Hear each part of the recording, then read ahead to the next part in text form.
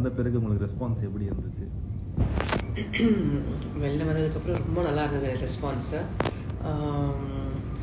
Specially என்ன சொல்கிறது, ஒரு ஃபேமிலியில் ஒரு பர்சனாக பார்க்க ஆரம்பிச்சிருக்காங்க.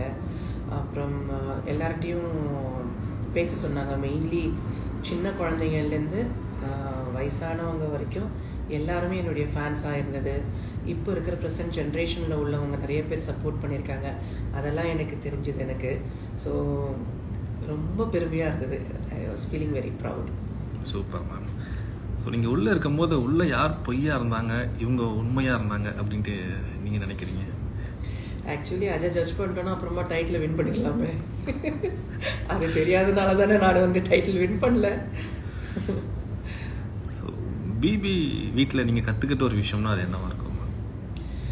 பிபி வீட்டில் கற்றுக்கிட்ட விஷயம் அப்படின்னா, இப்போதைய ஜென்ரேஷனோட பாயிண்ட் ஆஃப் வியூ, அவங்களோட ஆட்டிடியூட், அவங்களுடைய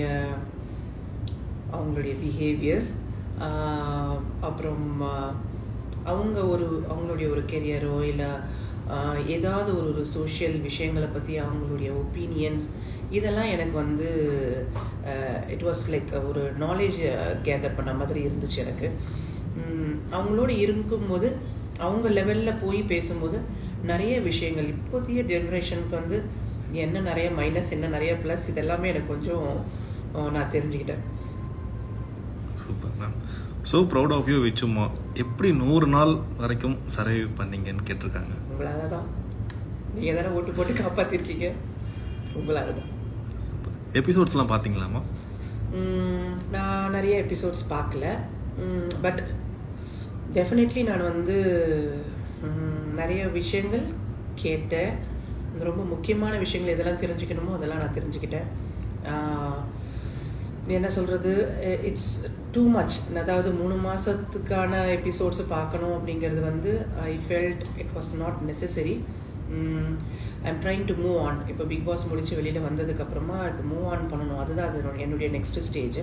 ஸோ ரொம்ப பழசை போட்டு தலையை குழப்பிக்க வேண்டாம் அப்படின்ட்டு அதனால் ரொம்ப பார்க்கல. பட் ஃபீட்பேக் தெரியும் எனக்கு, வாட் ஹேஸ் ஹேப்பன்ட், என்ன முக்கியமான ஃபீட்பேக்ஸ், அதாவது நெகட்டிவாக இருந்தாலும் சரி பாசிட்டிவாக இருந்தாலும் சரி எல்லாம் தெரியும்.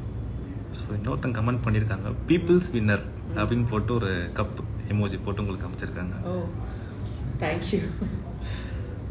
ஸோ பிக் பாஸ் வீட்டை விட்டு வெளில வந்த பிறகு இப்போ நீங்கள் ஒரு மிஸ் பண்ணுற விஷயம்னா அது என்னவா இருக்கும்? பிக் பாஸ் வீட்டை விட்டு வெளியில் வந்ததுக்கப்புறம் நான் மிஸ் பண்ணுறது என்ன தெரியுமா? Big boss and small boss voice, அவங்க 2 பேரோட வாய்ஸ் ரொம்ப மிஸ் பண்ணுறேன். அப்புறம் அந்த G² கார்னர் ரொம்ப மிஸ் பண்ணுறேன். ஏன்னா அந்த இடத்துல வந்து நான் ஜென்ரலாக சீக்கிரமாக எழுந்திரிச்சிடுவேன். எழுந்திரிச்சிட்டேன்னா அங்கே போய் தான் உட்காந்துட்ருப்பேன். அப்படியே அங்கேருந்து அந்த பிக் பாஸ் வீடு ஃபுல்லாக பார்ப்பேன். நான் அந்த வியூ கரெக்டாக இருக்கும். ஸோ அது ஒன்று நான் மிஸ் பண்ணுறேன். அப்புறம் ஸ்மால் பாஸ் ஹவுஸில் ஒரு பெட் இருக்கும், அந்த கார்னர் பெட்டு.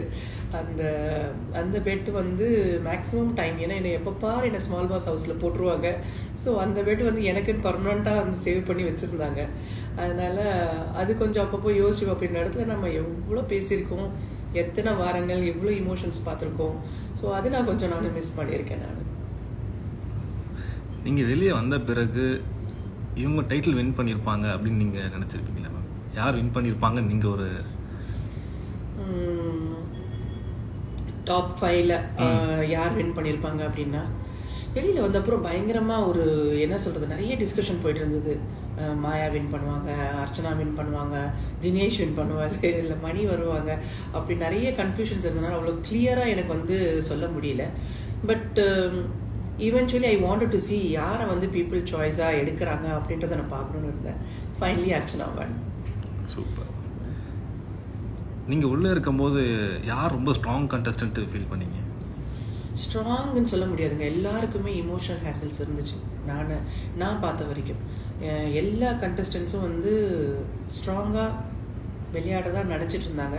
பட் அவங்க எல்லாருமே வந்து ஏதாவது ஒரு பர்டிகுலர் பாயிண்டில் வந்து இமோஷ்னலாக டிஸ்டர்ப் ஆகியிருக்காங்க, கொஞ்சம் துவண்டு போயிருக்காங்க. அதுக்கப்புறமா அவங்க பவுன்ஸ் பேக் பண்ணியிருக்காங்க. ஸோ இமோஷ்னலி ஸ்ட்ராங் அப்படின்னா மேபி அந்த ட்ராவல் இருக்கு இல்லையா, பிக் பாஸ் ஹவுஸில் ஸ்டார்ட் பண்ணும்போது இருந்த இது அப்படியே கொஞ்சம் கொஞ்சமாக eventually step by step they have become emotionally stronger. ஆரம்பிக்கும் போது கொஞ்சம் வந்து அந்த அளவுக்கு ஒரு ஸ்ட்ராங்காக இருந்த மாதிரி எனக்கு தெரியல. பட் ஸ்லோலி ஓகே இப்படிலாம் நடக்குது, நம்ம இன்னும் கொஞ்சம் ஸ்ட்ராங்காக இருக்கணும். நானே வந்து ஒரு ஃபர்ஸ்ட் மந்த்துக்கு அப்புறம் கொஞ்சம் கொஞ்சமாக தான் எமோஷ்னலி ஸ்ட்ராங்கராக ஆனேன். So everybody had their ups and downs. So it made everybody emotionally ஸ்ட்ராங்கர்ன்னு தான் நான் சொல்லுவேன் இந்த ஷோ. ஸோ உங்களோட ஃபேவரட் கண்டஸ்டன்ட்னா யார்? என்னோட ஃபேவரட் கண்டஸ்டன்ஸ் நான் எல்லார்கிட்டேருந்தும் ஒரு ஃபேவரட் விஷயங்கள் நான் வந்து பார்த்து வச்சுருக்கேன் எல்லா கண்டஸ்டன்ஸ்கிட்டையும். ஸோ இண்டிவிஜுவலாக ஒரு ஃபேவரட் கண்டஸ்டன்ட் என்னால் வந்து கோட் பண்ணி சொல்ல முடியல. பட் எல்லார்கிட்டையும் ஒரு விஷயம் எனக்கு சொல்லணும். அப்படி பார்த்தா என்னுடைய ஃபேவரட் கண்டஸ்டன்ஸ்ன்னு சொன்னால் ஆன் த ஹோல் எல்லாமே அப்படின்னாக்கா that's what I can't say 100%.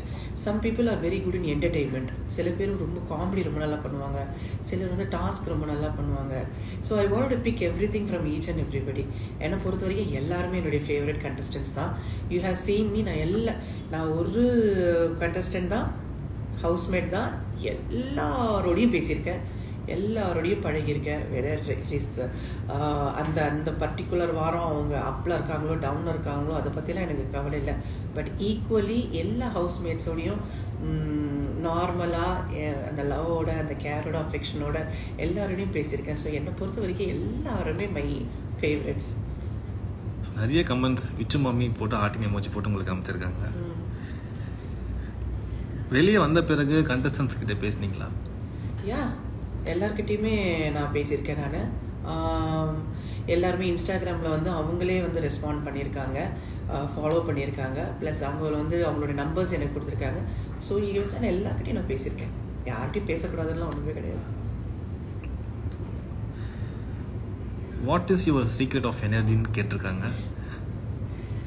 Secret of energy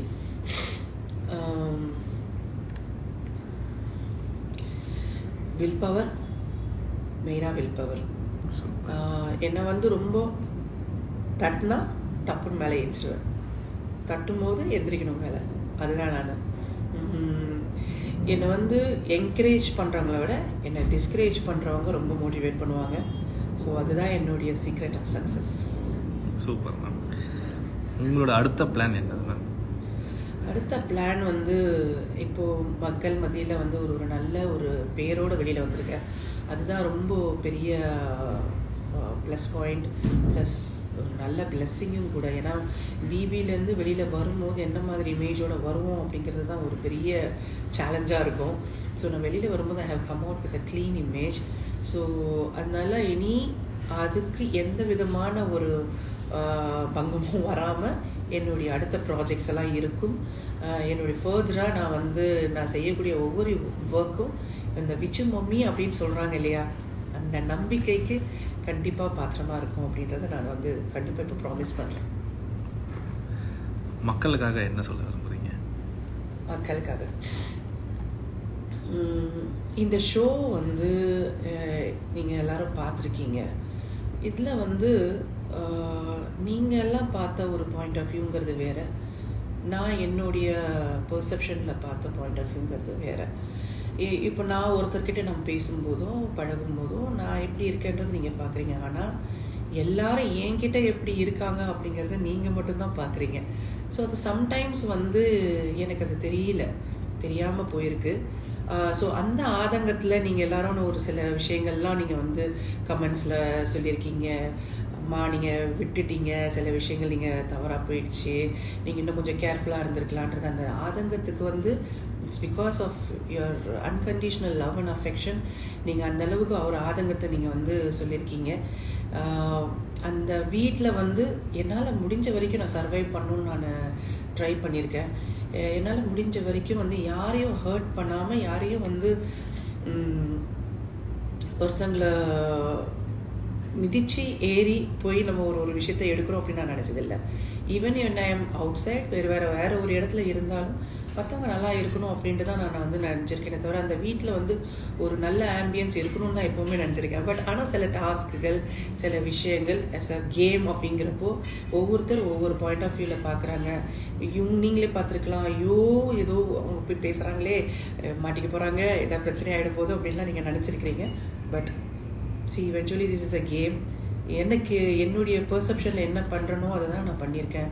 உங்களுடைய ஆதங்கத்தை, நான் பண்ண மிஸ்டேக்ஸை அக்செப்ட் பண்ணிக்கிறேன். உங்களுடைய ஆதங்கம் என்னவோ அதை நான் வந்து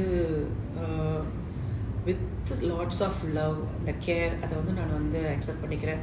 ஐ எம் ஸோ சாரி, உங்களுடைய எக்ஸ்பெக்டேஷன் லெவலுக்கு நான் வந்து பண்ணலை அப்படிங்கிறத வந்து நான் உங்கள்கிட்ட ரொம்ப மன்னிப்பு கேட்டுக்கிறேன். நான் மன்னிச்சிடுங்க. அண்ட் என்னோட பெஸ்ட்டை நான் கொடுத்துருக்கேன் அப்படின்னு தான் நான் நினைக்கிறேன். நான் சில விஷயங்கள் அங்கங்கே இருக்கும், but you know this game.